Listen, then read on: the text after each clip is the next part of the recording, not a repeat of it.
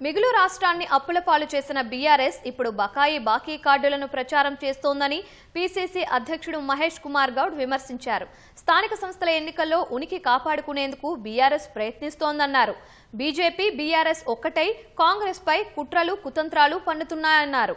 మేం అమలు చేస్తున్న పథకాలు కార్యక్రమాలే మాకు కవచాలని, స్థానిక సంస్థల ఎన్నికల్లో 80% విజయం కాంగ్రెస్ దేనని ధీమా వ్యక్తం చేశారు.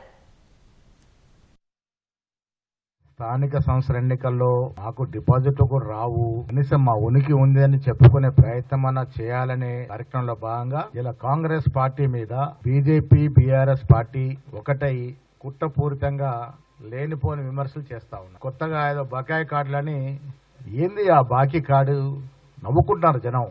ప్రభుత్వ పరంగా బాకీ విషయాలు మాట్లాడితే మొదటి ముద్దాయి కేసీఆర్.